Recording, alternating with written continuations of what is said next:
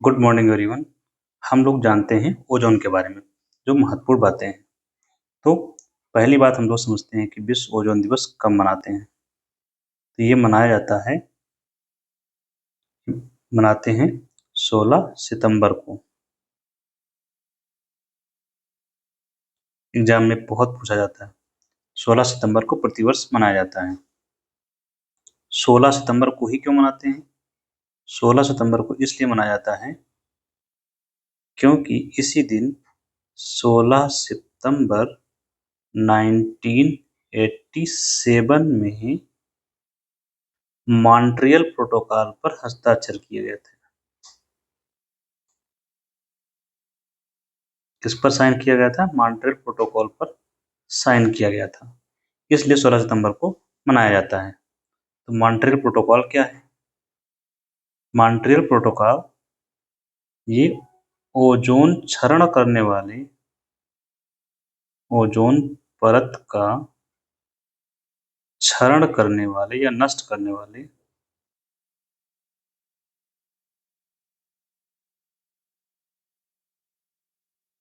पदार्थों को phase out करना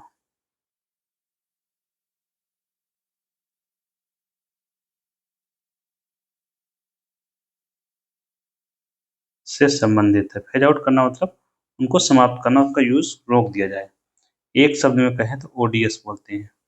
ओजोन डिप्लीटिंग सब्सटेंसेस को प्रयोग को प्रतिबंध लगाया गया, बंद किया गया।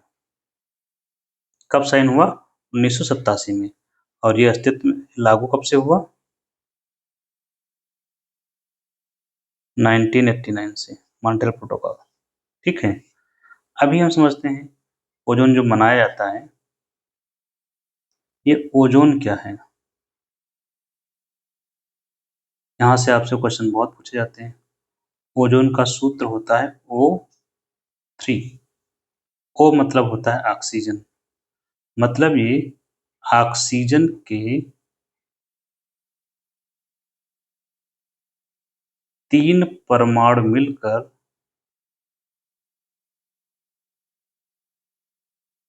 ओजोन बनाते हैं।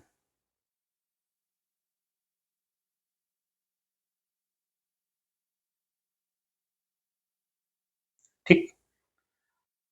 और ये ओजोन जो बनती है, तो ये ओजोन क्या होती है? ये गैस है।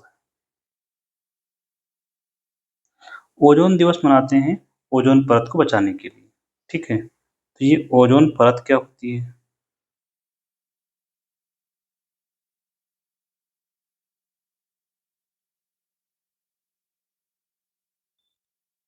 ओजोन परत कहाँ पाई जाती है? जैसे यह पाई जाती है समतापमंडल में। अक्सर आपसे पूछा जाता है, सो याद रखेंगे, सारे सवालों के जवाब आपको यहीं से मिल जाएंगे। समताप मंडल में पाई जाती है। और ऐस जब समताप मंडल में पाई जाती है, तो उस मंडल को बोलते हैं ओजोन मंडल या ओजोनोस्फियर। किसी भी तरीके से पूछे जाए, आपको जवाब दे ही देना है। अगर ये हम पृथ्वी की परत मान लें, पृथ्वी की सतह, तो सबसे पृथ्वी की सतह के सबसे नजदीक कौन सी परत है? क्षोभ मंडल। तो ये हो गया क्षोभ मंडल। और क्षोभ मंडल के ऊपर पाई जाती है समताप मंडल।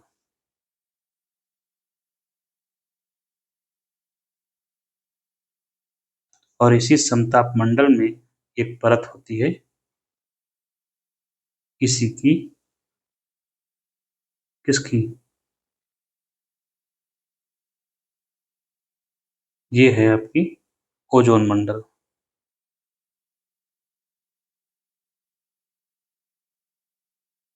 ओजोन परत या ओजोन मंडल।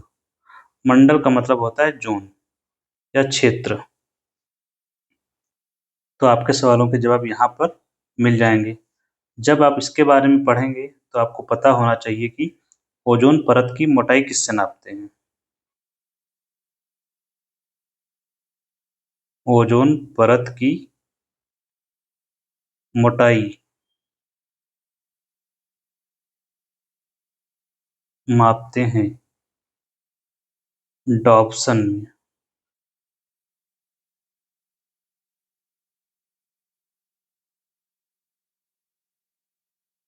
ठीक है, तो ये हो गई ओजोन परत।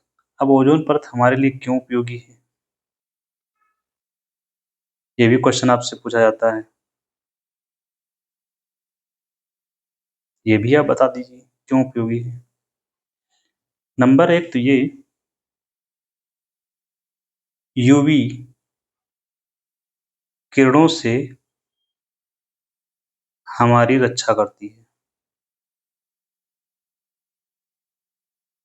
हमारी रक्षा करती है, या कहिए पृथ्वी की रक्षा करती है, किसी भी तरीके से पूछे। या आपसे पूछ सकते हैं पृथ्वी पर जीवन की रक्षा करती है, या पृथ्वी पर जीवन के लिए उपयोगी है। यूवी किरणें कहाँ से आती हैं, सूर्य से आती है। सूर्य से आने वाले प्रकाश में होती हैं, या प्रकाश का हिस्सा होती हैं। हमें इनसे दिक्कत क्या है, क्यों हम इनके पीछे पड़े हुए हैं, तो हमें दिक्कत क्या है, ये होती हैं हमारे लिए यूवी किरणें हानिकारक होती हैं।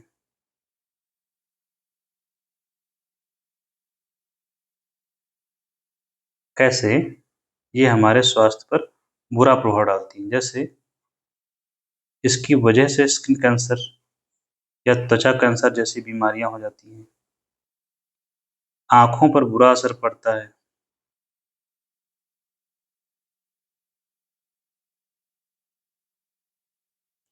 पर्यावरण तंत्र प्रभावित होता है। ठीक है, ये इनसे हमारी हमको समस्याएं होती हैं। तो अगर ये ओजोन मंडल नहीं रहेगा तो ये किरणें क्या होंगी, सीधे पृथ्वी तक आएंगी, और जब सीधे पृथ्वी तक आएंगी तो ये समस्याएं उत्पन्न होंगी। जब ये समस्याएं होंगी तो पृथ्वी पर जीवन क्या हो जाएगा, असंभव या मुश्किल हो जाएगा।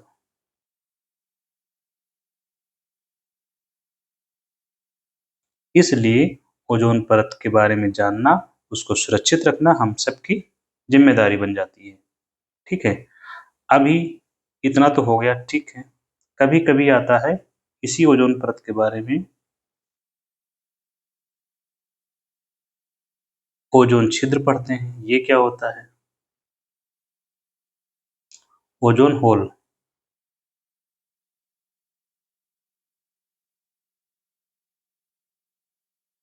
सारे सवालों के जवाब आपको यही मिल जाएंगे।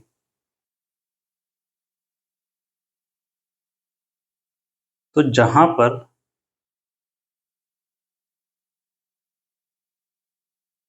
ओजोन परत पतली हो जाती है या खत्म हो जाती है या नष्ट हो जाती है,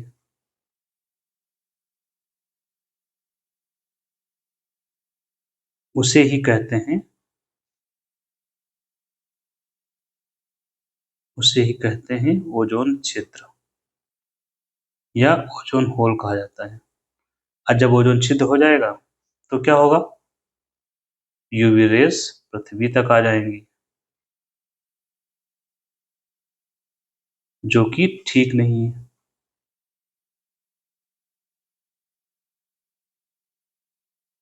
ठीक, ये तो हो गया आपका यूवी रेस का। अब जब ये पृथ्वी पर आ ही जाएंगी, और किसकी वजह से, ओजोन छिद्र की वजह से, तो अब हमें ये देखना होगा कि ओजोन होल का कारण क्या है।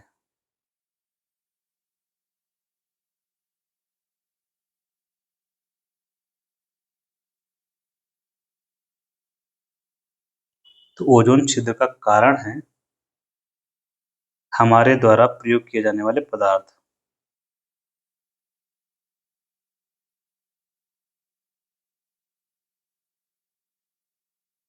ये क्या करते हैं, जब ऊपर जाते हैं स्ट्रेटोस्फीयर में तो ओजोन को खत्म कर देते हैं। जैसे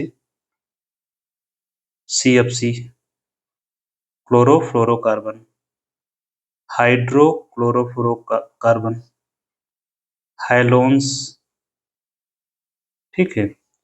ये सब ऐसे पदार्थ होते हैं, CCl4 कार्बन टेट्राक्लोराइड, इन सब पदार्थों की वजह से एक हो जाएगा मिथाइल क्लोरोफॉर्म। कुछ नाम याद रखेंगे जिनसे आपका काम चल जाएगा। क्लोरोफॉर्म,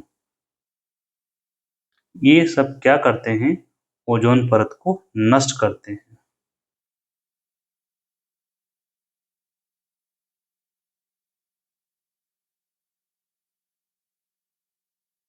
तो हमें क्या करना चाहिए, हमें क्या चाहिए, या विश्व को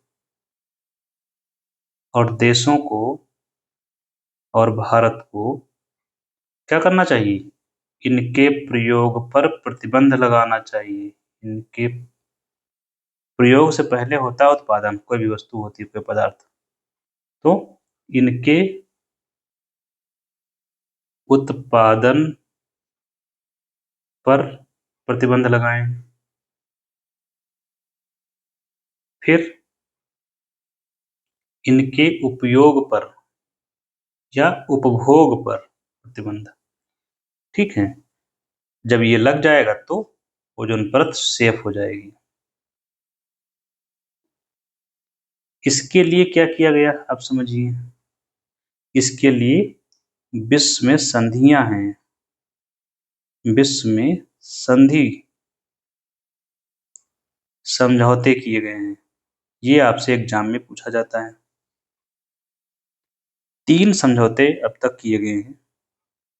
एक है वियना कन्वेंशन,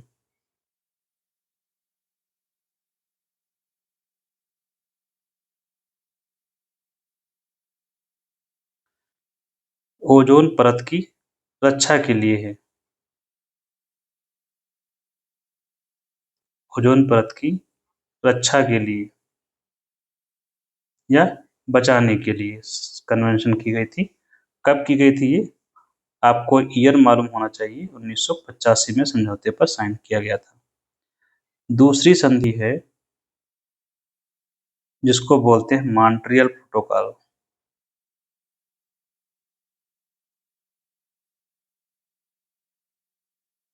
क्या बोलते हैं, मॉन्ट्रियल प्रोटोकॉल। ये कब हुआ,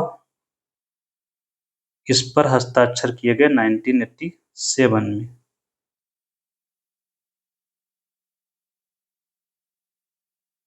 और 1987 में 16 सितंबर को किए गए, इसीलिए 16 सितंबर को ओजोन दिवस मनाया जाता है।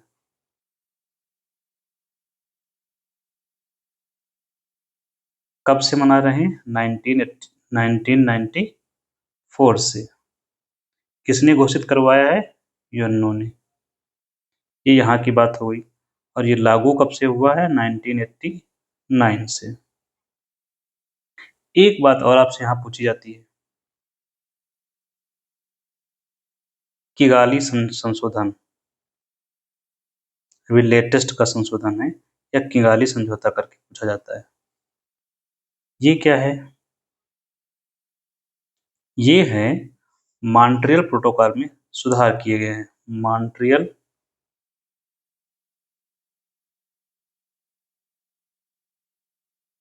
प्रोटोकॉल में संशोधन है। कब किया गया, 2016 में। किगाली क्या है, रवांडा की राजधानी है, जिसके नाम पर इसका नाम रखा गया है। जैसे कि रामसर समझौता है, ईरान में एक शहर है, ठीक है, तो वैसे ही इसका नाम रखा गया है। इसमें जो रोका गया है जिन पदार्थों को, वो है हाइड्रोफ्लोरोकार्बन के उत्पादन पर बैन करने की बात की गई है। ये सब्सटेंस जो है यहाँ पर, खास बात क्या है इनकी, ये ओडीएस नहीं है, ओजोन डिप्लीटिंग सब्सटेंस नहीं है, मतलब ओजोन क्षरण करने वाला पदार्थ नहीं है, लेकिन यह green house gas, GHG, green house gases हैं, जिससे क्या होता है, क्लाइमेट चेंज, लेकिन ये ग्रीन हाउस गैस जो है ओडीएस बहुत पोटेंशियल होती है, इसका पोटेंशियल बहुत ज़्यादा होता है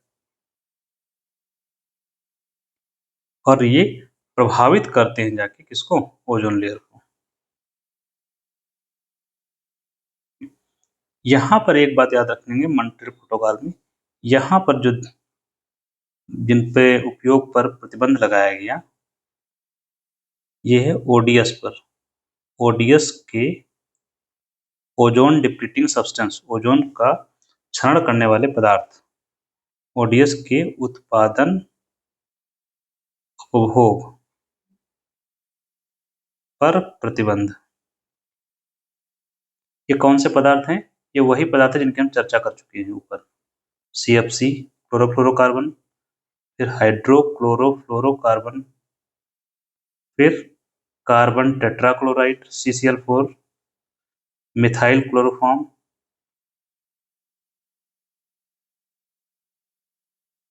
इनके उत्पादन पर प्रतिबंध लगाया गया है। तो ये तो हो गया इसके बारे में। ओजोन की एक खास बात और बची है, वही हम लोग पढ़ लेते हैं।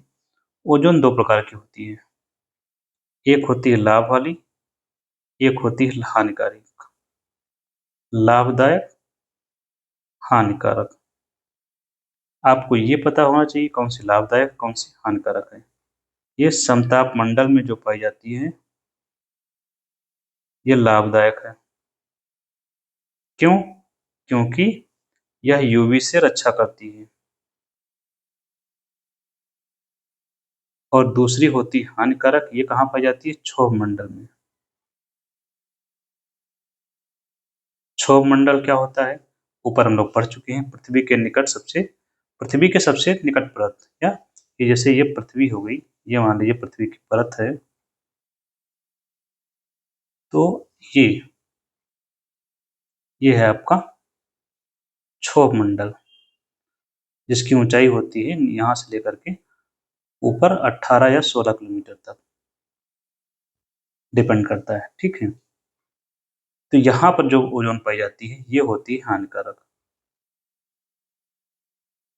क्यों? कि क्षोभ मंडल की जो ओजोन होती है ये प्रदूषक होती है। कौन क्या होती है? पोल्यूटेंट, प्रदूषक है। कभी कभी क्वेश्चन में पूछा जाता है कि कौन सा सेकेंडरी पोल्यूटेंट है, तो ओजोन क्या है? सेकेंडरी पोल्यूटेंट है, द्वितीयक प्रदूषक है। और चूंकि ये गैस है तो वायु प्रदूषक है, द्वितीयक। ठीक है, तो ये ओजोन के बारे में जानकारी हो गई, इसी के साथ खत्म करते हैं। Thank you.